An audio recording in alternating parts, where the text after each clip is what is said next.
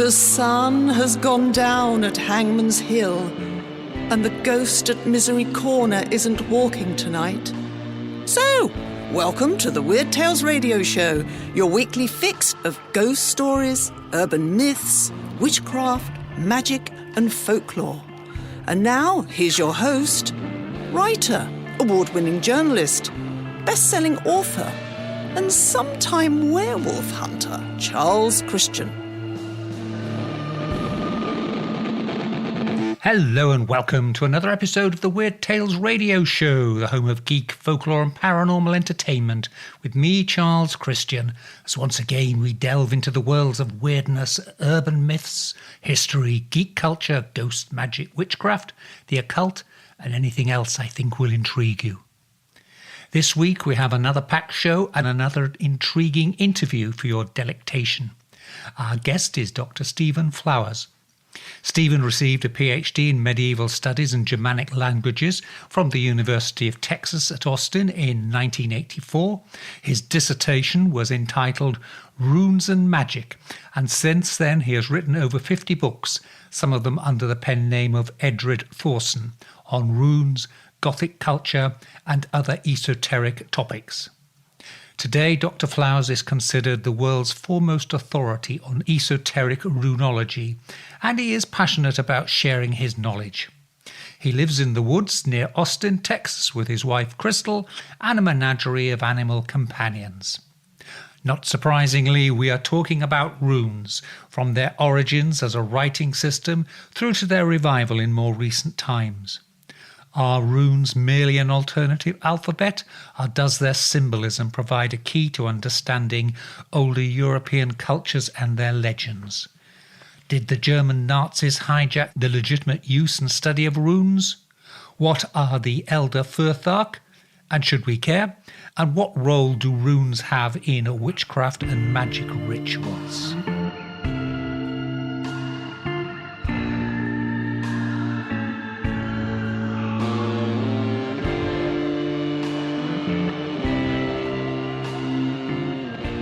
My great pleasure to be talking to our guest today, Dr. Stephen Flowers.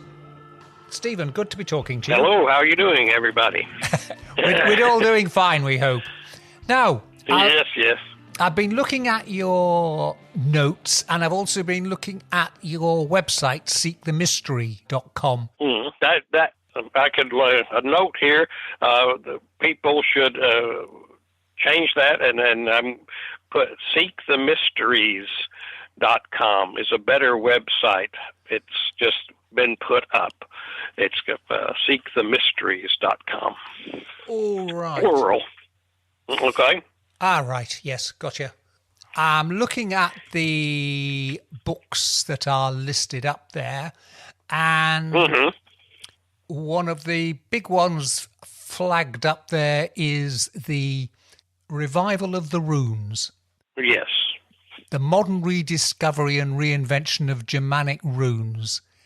Now, to a lot of us in Europe, runes mean one of two things. Either it was a strange angular writing style used by Nordic peoples, typically the Vikings, during the Viking Age, which faded out, or it's associated with, I suppose, supernatural and ghost stories and the like. I'm thinking particularly of the M.R. Jane's story, the casting of the runes. Casting the runes. Yeah. So what's your perspective on it? What's the modern rediscovery and reinvention? Tell us all about that. Okay, well, runes were, it's a writing system, that's true. It was probably invented by a single man around maybe as early as 200 BC and was inspired by the Latin alphabet. It seems to be the origin of it in a formal sense. But instead of, as all peoples generally did, just adopting and adapting a model from the past, the Greek system, the Roman system, whatever, the Germanic peoples and this individual moving forward, it reinvented the system, giving it a new order, giving it names to ascribing each one of the sounds, and so forth. And so there was a whole lore attached to the runes from the beginning. The word rune means secret or mystery, not letter or shape or something like that. So the idea was that these embodied a codified system of their mysteries. So that's probably the origin of it, but it was used in practical sense of making very short inscriptions. For 1,000 years, these inscriptions were pretty short and succinct, and it never developed into a literary system such as the Roman or Greek alphabet did, because it was kept as a very restricted form of literacy. Even at the height of runic activity in Scandinavia, probably only 1% to 2% of people could read runes. It was sort of like a proprietary set of information that was kept to the rune masters, who typically dispense this in a professional kind of guild system. Right. So Okay. for 1,000 years, it went on like that, in this kind of traditional, indigenous lore of the Germanic peoples. There are no runic inscriptions until the Middle Ages, in which we find Latin language written in runes, but otherwise runes are exclusively used by Germanic peoples. Anglo-Saxons, are 100 known runic inscriptions in the Anglo-Saxon system in England. There are then thousands of them in Scandinavia. Yeah. A bit of background here. The Germanic people, now obviously we know the connection between the Anglo-Saxons and the Germanic people, but they were also the origins of the Scandinavian people as well, weren't they? Right. If we read, it's all very, not much a matter of speculation. A Roman historian named Tacitus wrote a book which was put out in 97 AD called Germania. And in that, he describes, in a very short little book, under 100 pages, describes the Germanic peoples. And he describes their tribes and their mores and their culture and so forth, as a kind of just an overview of these barbaric people that he sort of cast as a bunch of noble savages who embodied a lot of the virtues that he felt the Romans had lost at that time. And so it's somewhat romanticized, but archaeology has proven that most of his observations are corroborated.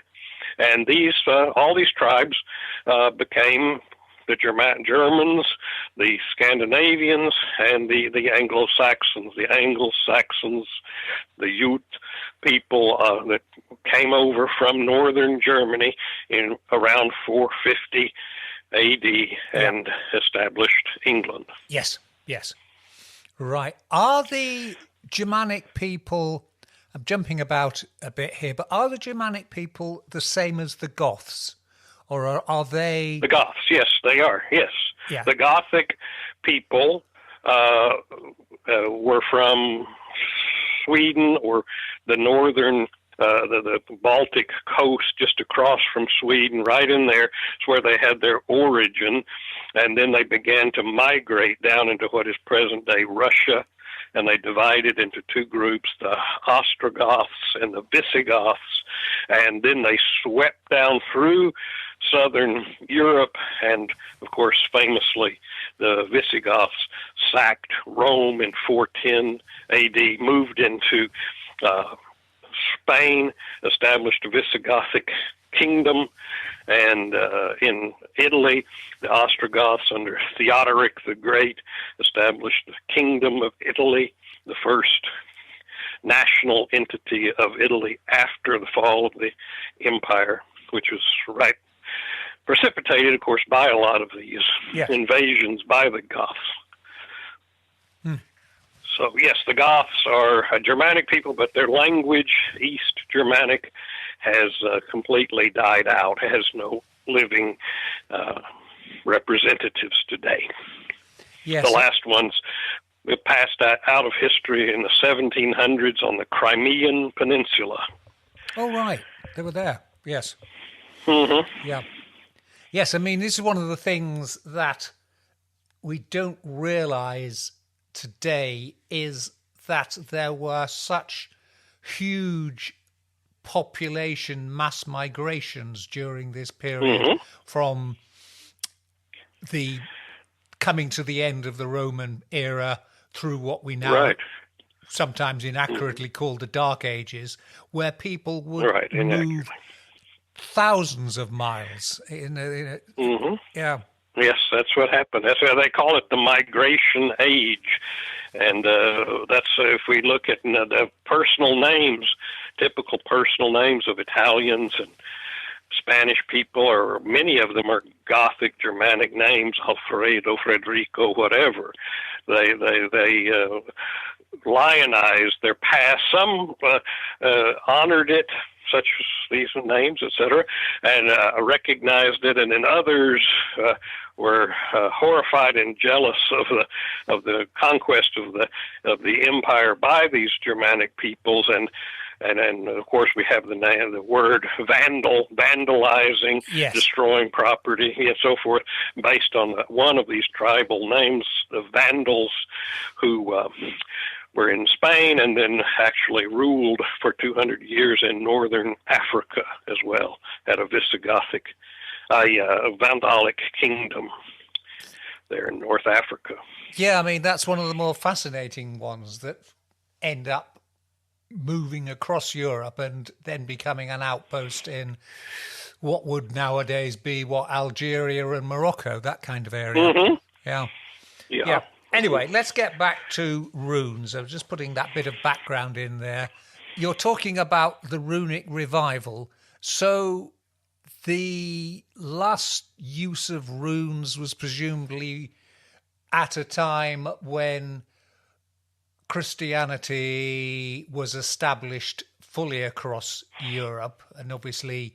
Well, I have to stop you there. That is one of the great misnomers or misunderstandings of the runes and runic history, and that's partly because we may talk about this later, about how the runes were sort of misused. And one of the ways is a very current way, and that is that it becomes so totally identified with paganism that then, because this did happen in Iceland and some places at some time, where runes were identified with paganism and therefore suppressed, but that was much later. Almost all of your English runic inscriptions that you'll see in the British Museum and elsewhere are Christian. I mean, the Christians embraced and used the runes, and most of these Scandinavian and Sweden inscriptions are ostensibly Christian. They invoke the Christian God and other things. It was not rejected. Christianity did not reject the runes initially. But then, because people used it and did identify with their country with these things, the church eventually turned its back on them and said, this is an indigenous thing, not international, not Latin-based, and so we have to suppress it. But that took centuries to come to that realization. Right. So when did the use of runes die out? Okay. Well, it never completely died out, but when you look at the situation where it was universally, almost all tribes, it was found everywhere, and then over time it was found in Scandinavia, and it sort of died out on the continent under Christian influence, as you mentioned. Yeah. But in Scandinavia, it was at its height of in the 10th, 11th, 12th centuries. And then it died out. At first, it was reduced to a alphabetic system. That is, the runes were modified to line up with all of the Latin letters, and the old Futhark system of 24 and then 16 runes was virtually forgotten, not entirely, because we have poems that still refer back to this system, this old system. But it did virtually die out as a system of writing somewhere around 1500. Now, that was the time when interest, especially in Sweden and Denmark, among humanists, academics, people in the academic world, was peaked at about this time. And so they started to say, what, for example, the most famous and important reviver of the runes in Sweden in around 1600 was a man by the name of Johann Bure, or Johannes Boreus in his Latinized form. He lived in the area of Uppland, up there where around north of Stockholm, and he's, my God, they're all over the countryside. There are thousands of these stones with weird writing on them. We cannot understand them. And of course, in a world dominated by biblical mythology, many people, most, thought these are antediluvian inscriptions done by giants, or perhaps by Adam and Eve themselves. That kind of weird superstition, prevailed. But he said, no, I've got to find out what these things really say. So he said, well, I found that the farmers on Gotland, on the island of Gotland, and in the area of Dalarna, just north of where he was, were still writing in runes. Saying, writing on their tools or putting their names on things and things of that nature. So he inquired and found out what these letters actually were as far as their phonetic values are concerned. And he began and founded the modern system, or the modern school of runology, of studying them on an academic level. And however, it must also be pointed out that this man, Johann Bure, was also a Rosicrucian and a mystic and an alchemist. Right. And so from the beginning of the runic revival, academically, it was, even at that time, again, reconnected to its roots of having something to do with the mysterious and the occult, if you will. And so that is a great deal of my book is devoted to the study of Johann Bure in this book we're talking about. Right. Gotcha. From then onwards, what happens then? Well, the tradition of runic revival, and I try to trace this in the book carefully, begins to go in two different directions, sort of weaving its way back and forth between this just academic study of what do these letters, what are their values, what do they say, what is the language, how can we interpret and read these inscriptions, and how does it contribute to the history of language and so forth. It's just completely a sort of linguistic decoding of these inscriptions. But on the other hand, there were the constant draw of this mysterious, magical, mythic world, especially then also, of course, the literature of Iceland was being rediscovered at about that same time in the 1600s. Humanists went to Iceland from Denmark, which possessed Iceland at the time, and began to collect all of these manuscripts they could find, which were thousands of them. And there in a sheep stall was found a codex called eventually dubbed the Codex Regius, the Royal Codex. And in it contained the bulk of the mythic poetry that became known as the Edda.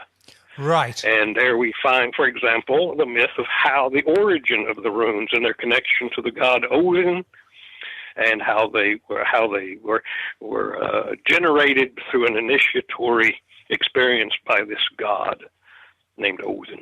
Right. Wodan. And yeah. Yep, today's Wednesday, isn't it? It is indeed Woden's Day. Yes. Okay, Woden's Day. Okay, Yes. So when people ask me about these old gods and say, that's ridiculous, I say, you still invoke them every week. Yep. Tuesday, Wednesday, Thursday. Yep. They're still here. They are. Yes, it's one of those strange days of the week in English and related languages are named after the Norse and Germanic gods. But Odin was so dangerous, you see, Yes. that, for example, in German, they go Dienstag, that's related to obscurely to Tyr, but and Donnerstag, that's good, the Thor's Day. But when we come to Wednesday, it's Mittwoch, midweek. Right. Well, they didn't want to say that name. That name was so taboo, so powerful that they didn't say it. Yes. So I like that. But the English kept them all alive better than anyone, or as well as anyone. Yeah. Now you're talking about the runic revival, and we've got the rediscovery of the runes, and you're talking about them being associated with esoteric traditions. Mm-hmm. Tell me more about that. Well, as I said, the main thing when we discovered that there's a whole mythology related to the origin of them, connecting them to Odin, or beginning of writing, and he's sort of answers to Mercury in the mythology. So these things were there from the beginning. Every time you see in this Edda where runes come up, 95% of the time, they're always connected with something magical, something esoteric, since it does mean mystery or secret. And the word itself, when we study it throughout Icelandic language, for example, can just as easily mean something mysterious or hidden, and doesn't always necessarily explicitly refer to runic characters, which are just part of this mysterious world, not its entirety or define it. And so that's been there from the beginning, and every time you see them in the actual old literature, Old High German, Old English, full of rune words that indicate this mysterious, magical sort of connection. And so that's always been there. And Johann Bure emphasized this himself. And then, like I said, the split came, and you see that there's sort of the way that intellectual life in general in the West went, whereby there's a separation of the secular from the sacred, and this split occurs. And, of course, the Renaissance times still had that unity, a sense of unity of everything. And but the split comes, and so it takes two different directions. And so the esoteric side of things becomes increasingly esoteric and sort of magical, and sometimes goes off the rails as far as logic and reason are concerned, right? And on the other hand, the academic world becomes so stultified, so positivistic in its approach that it becomes sterile and meaningless. So that's the fate of just life and philosophy and spiritual life in general since the Renaissance. Yes, I mean, you see that with alchemy, don't you? That was Yeah. once a respectable pursuit, and then sometime round about the end of the 17th century, it starts to split, and alchemist is not proper science anymore, and there's the proper scientists. I'm using the word proper with quotes round it in an ironic way. Yeah.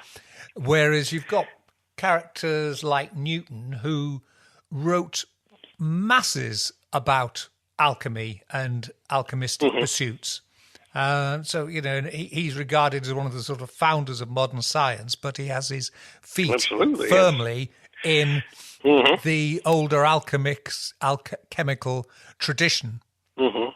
And it's the same thing, isn't it? That, you know, it's not proper science anymore. Right. There's no reason, you know, why one must reject one side of, if there are sides, one part of the endeavors of the human mind from another. They should, ideally, inform one another and make each other better.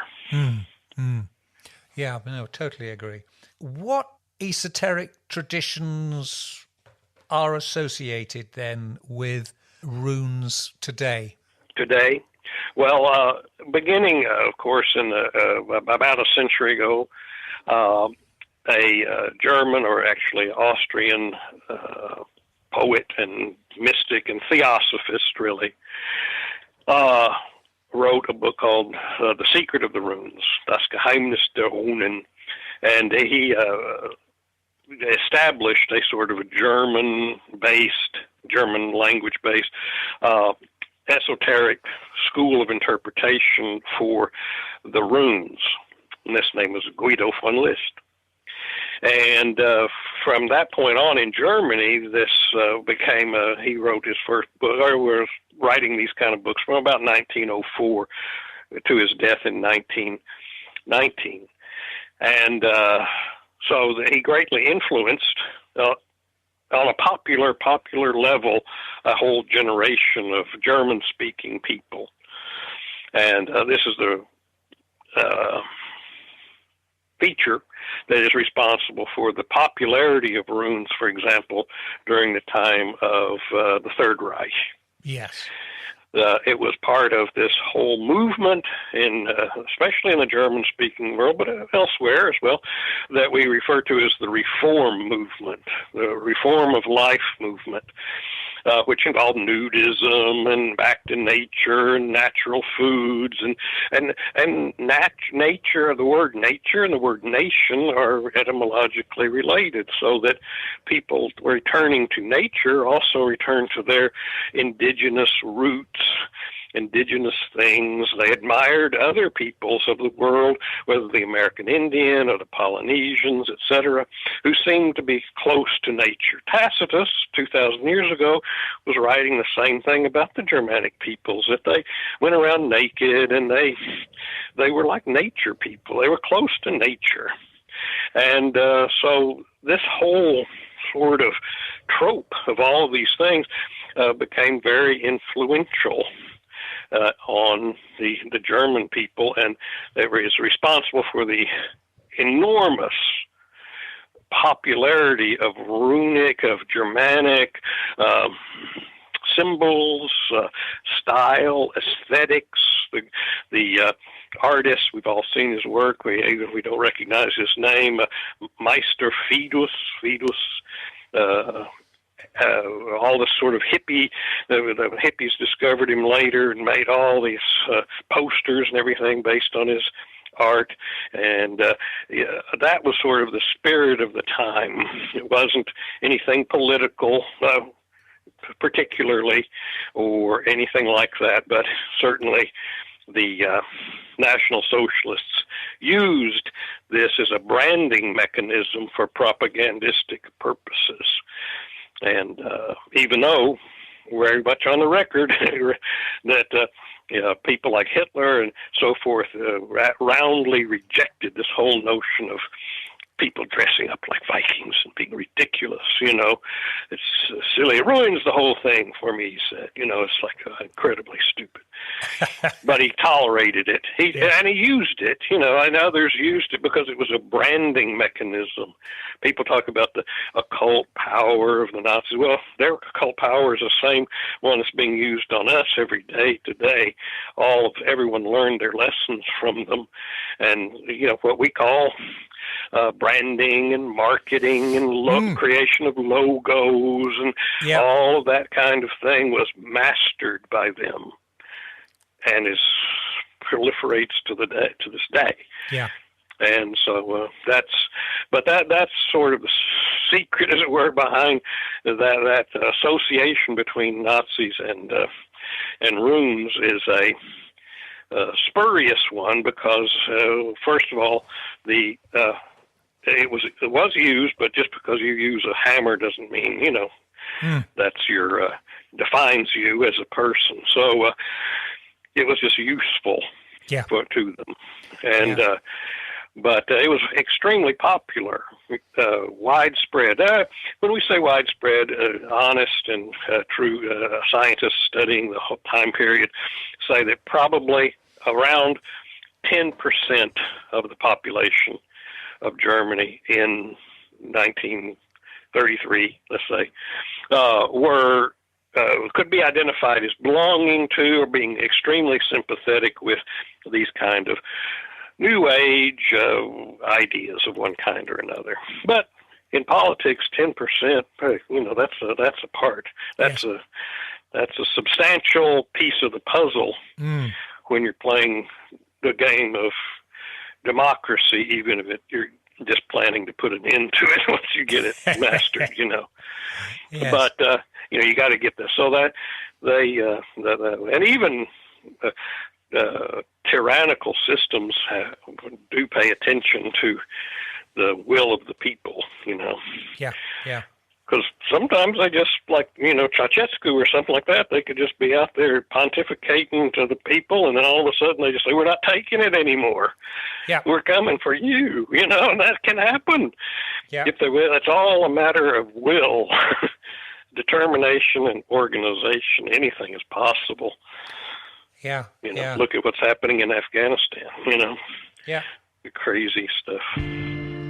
You're listening to the Weird Tales radio show with Charles Christian.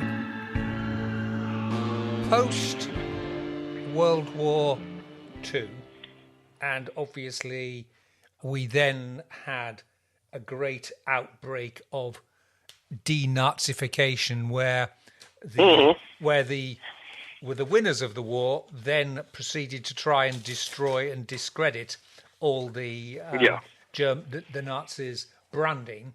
Did runes go into a decline then? Because, they were absolutely associated with... Well, it's interesting from the standpoint of the sort of the occult world. What happened there is very very transparent and obvious to look at. And that is that, yes, in the denazification, these symbols became tabooized. Today, generally in Germany, anything runic. I have people wanting to interview me, but say, well, I don't want to really talk about runes, because they're reticent to do so in German-speaking, or they're Austria or Germany. So it's worse now, much worse, than it was in immediately after the war. In the 50s and the 60s, runes were still pretty much okay, as long as you didn't connect them directly with National Socialist ideology, and you just said this is a system of magic. The German, he was a member of the Fraternitas Saturni, Karl Spiesberger, wrote his books in the 50s, beginning in 1955, a book on rune magic and so forth, where he took the system of Guido von List and others that had written in his wake and brought it into a more New Age kind of setting, although he quoted Guido von List and cited all these older sources as his sources, but nevertheless it was absolutely free of any political, racial, baggage. They got rid of that. And such as it was, people read Guido von Listen, they think, oh, I've heard that he was like the Nazis got ideas from him. And it's like, well, but then I read his book, or in English, like some of the ones I've translated, and I didn't find anything like that in there. You know what I mean? Yeah. It's not real. It's not there. It was just used by others to those ends, but these people were no more or less oriented towards racial fanaticism, or you name it, than the average person of those countries and those times, our own. In the United States, Hitler had, what did he have? He had behind his desk in the Brown House, he had a big giant portrait of Henry Ford. It was from him that he got all of his ideas. Yes. In the book, The Eternal, he wanted to be just like Henry Ford. I'm going to invent a car, like he did. Yes. And he did, and all that sort of thing. But that was from America that they got all of their not ideas per se, the root, but the policies and the details of things like eugenics and sterilization programs. Our great institutions here in America, Harvard, Yale, they had strict quotas on Jews. You can't have, more than like 1 or 2% Jewish students in these institutions. We were practicing those things right up until, you saw, well, this is where this kind of thinking ends, Yeah. And so we thought better of it. But all of our country, we were all, so that to look back to the turn of the century, late 19th, early 20th century, and apply to people who lived in those times, the lessons that we have learned is just completely wrong-headed. Yeah. It's the thing that constantly comes out with, things like the destruction of statues and things that because of their historical past. But the point is, when they were erected, they were the norm. Here in this country, people don't realize this. I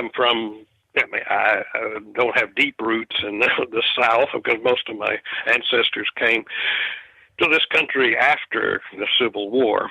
But in any event, in the South, what was happening was why they erected so many of these statues was an attempt to bind, as Lincoln said in one of his last speeches, bind the nation's wounds.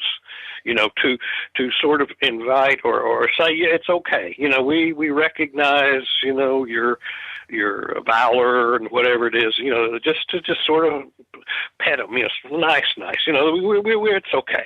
Yeah. To bind up the nation's wounds. That was part of why these statues were put up. Now there's a lot of bad stuff going on in that atmosphere also, but that was part of the motivation. Just like they're tearing down here Columbus statues because he was against the indigenous peoples. He was so mean and all that. But why are those Columbus statues up? Well, it was a way specifically to invite or to welcome in, after some tough times, Italian immigrants to the United States, which were huge in number, and they were having a rough time. So they make their hero and say, make him a national hero and make him a part of the whole. These are magical acts themselves, see? To include people. But these people who are always talking about inclusivity don't recognize the past efforts at inclusivity. And that's what Columbus statues or Robert E. Lee statues actually were. Yeah. So, and now, you put up a Martin Luther King statue, etc., all good, but having the same magical effect of having a symbol and creating a social myth or idea that includes people who had formerly been excluded. All that's good. But it was always good. It was good in the past. It's good in the present. It's a good idea. But to say that an old good idea is now a bad idea, yeah, that's kind of wrong.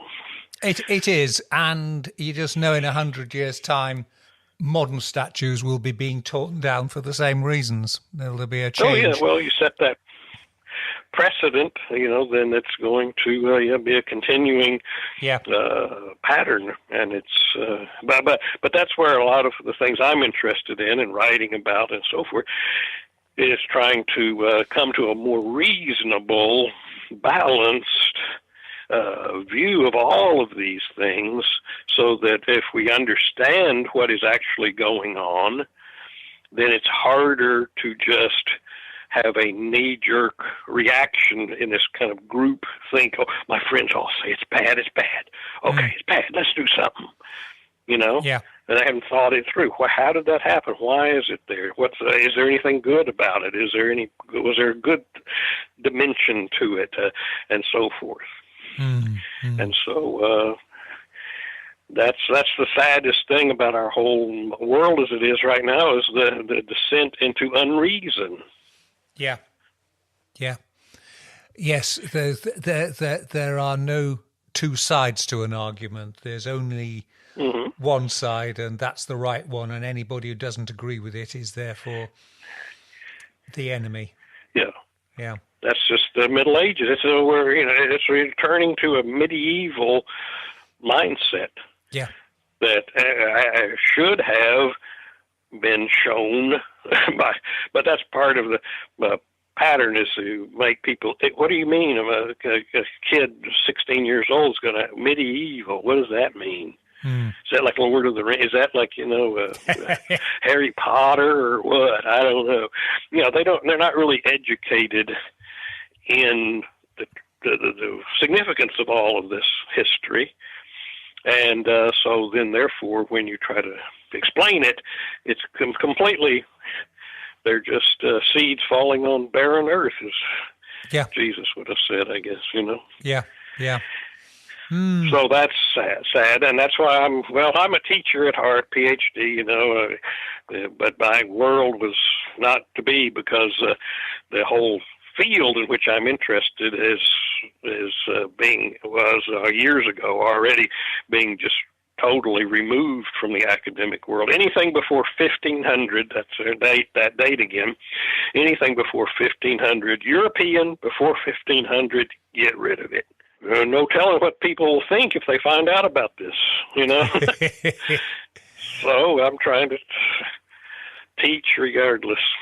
In terms of runes being used today, would I be right in thinking, apart from some academic research into it, it's mainly being used as a lettering system and linked with, I see people talking about it with basically casting fortunes, in a form of magical sense.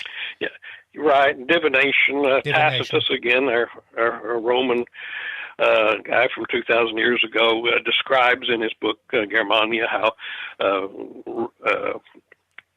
the Germanic peoples would cast pieces of wood inscribed with what he called in Latin notae, notations, and they would cast it onto a white cloth, and he would pick up 3 of these and read, the future or whatever, fortune or whatever it was.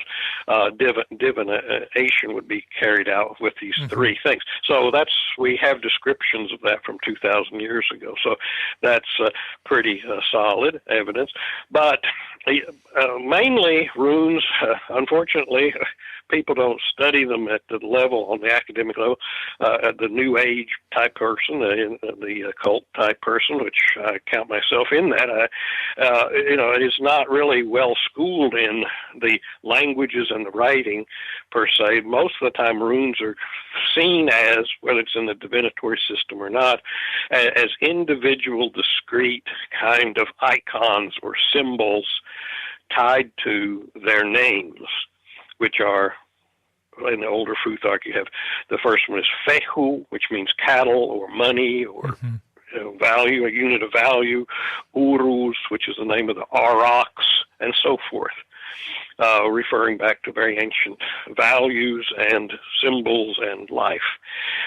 And so these things are mainly seen by most people today, using it for magical, spiritual purposes, as systems, mainly the 24-rune Futhark, which came to an end around 750 A.D., and then it was transitioned into a 16-rune Futhark, or the Anglo-Saxon Futhark, which had more runes, but also, again, they are seen by people studying them today on an esoteric level, mainly as individual characters, kind of like might think of something like the Hebrew alphabet, which is one of the few other alphabets of the world, which the Semitic alphabet, older, generally had this feature that each one of the letters had names also.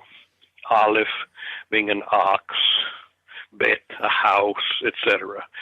Now, the Jewish people, the Hebrew, you almost see no speculation in Kabbalistic literature, esoteric Jewish literature, referring to the names on some esoteric level. And the reason for that is really they inherited that system from other Semitic peoples. It's not indigenous to them per se. So they use numbers and number values in an extremely esoteric manner. Obviously, you know that. But it's similar in that way. But it's see that each individual character has an esoteric value, and people interact with that value on a kind of a discrete basis. Now, in ancient times, runic times, inscriptions were written out. They were names, they were longer inscriptions, etc. And so they did write in. Now, people today, when they try to write in runes, it's almost always just a terrible mess, because they try to write modern English in runes, which is very possible. There's systems for doing that. Our Anglo-Saxon runes, are much more precise in their reflection of English sounds than the Latin alphabet is. Look, there are things like the n sound. We have to go to two Latin letters, N and G, to account for that, but there's a rune for that.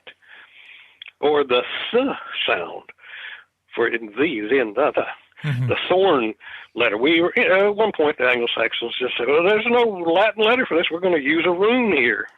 So they use the win, the W rune, and the thorn, the TH rune, in Anglo-Saxon manuscripts, because they felt Latin doesn't cut it. Yeah. But then eventually the runes were done away with in the English alphabet. But it was there at one point, and so it was. So these are very suited to writing English sounds. Yeah. But people are trying to write in runes today. It's just a terrible mess. I'm telling you. So, and it should be done on an esoteric level, but it takes some study, to get it right. Yeah. But few people write things in runes. People will talk about quote, rune scripts, where they put like 3 or 4 runes, unrelated to one another, but just that's the 3 symbols I want to kind of put together in my meditation or my contemplation or my magic, and I'll just put those there, but they won't make up a word. But in olden times, that's what they did, you see.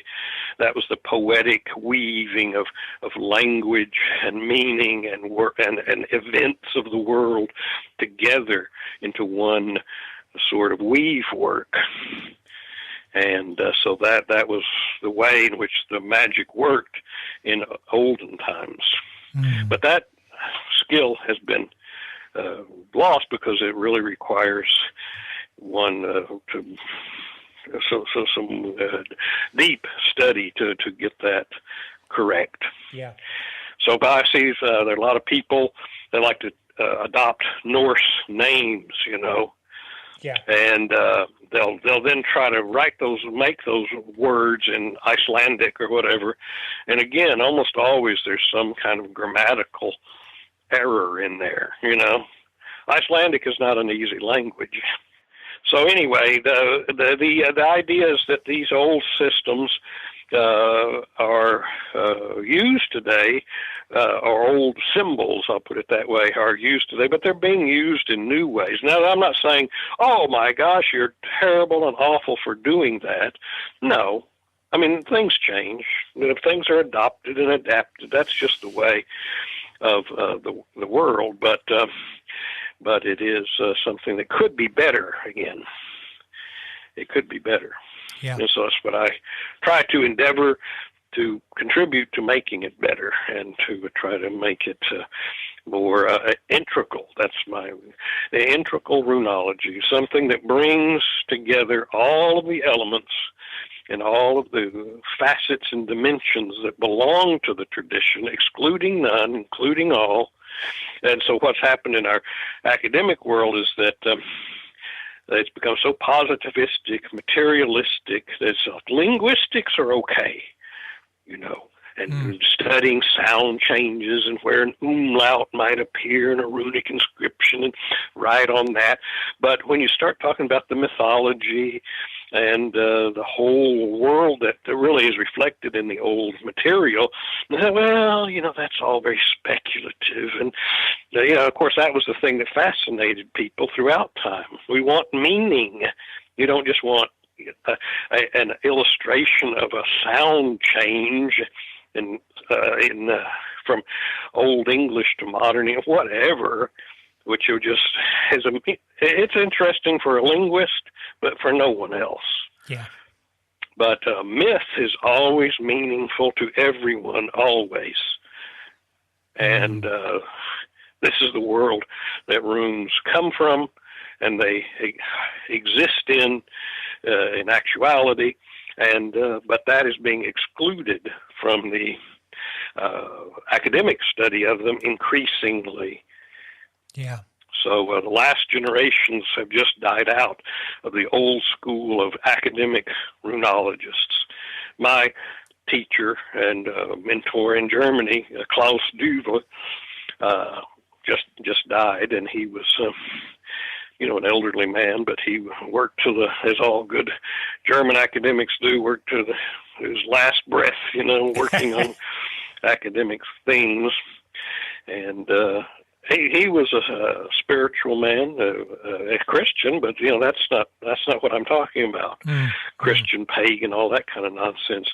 But someone who understands the human spirit and its needs and its desires and it's what's meaningful to people, and that's what integral runology is about, that bringing all things together into the individual's experience of the mythic and to bring everything to bear upon the questions, excluding nothing, including everything.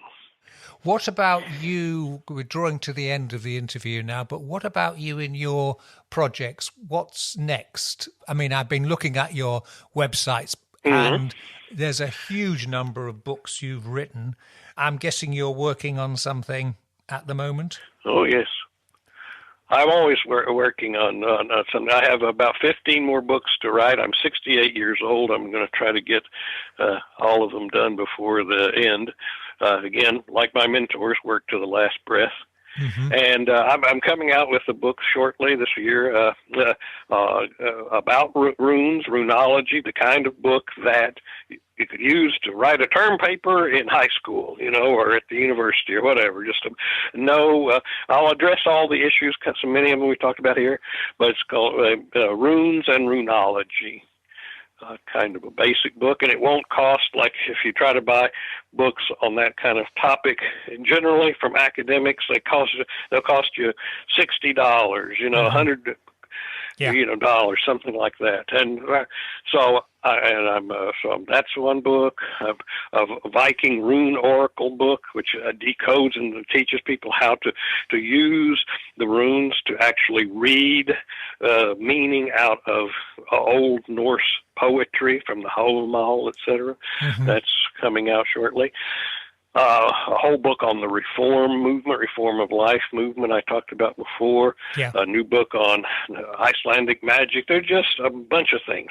Stephen, it's been great talking to you. Thank you ever so much for your time. I will leave you to go back to writing more of your books. Okay, well, it was a pleasure talking to you. It was a pleasure talking to you. Hey guys, news! The title is Shuckland, and it's a brand new book by Charles Christian. It takes you on a journey through the weird wonders and intriguing mysteries of the Waveney Valley. Explore with Charles the truth behind the notorious Black Shuck of the book's title. Be transported to a world of demonic entities, murderous earls, ley lines, witchcraft, paganism, and discover the facts behind the outrageous legends and folklore of this seemingly peaceful corner of England. Shuckland is a 200-page illustrated paperback available through bookshops and online via Amazon and Books Etc., as well as the Urban Fantasist website at www.urbanfantasist.com. Shuckland is priced at $12.95, and there's an ebook version available on Amazon priced just £3.25. Shuckland, get yours today.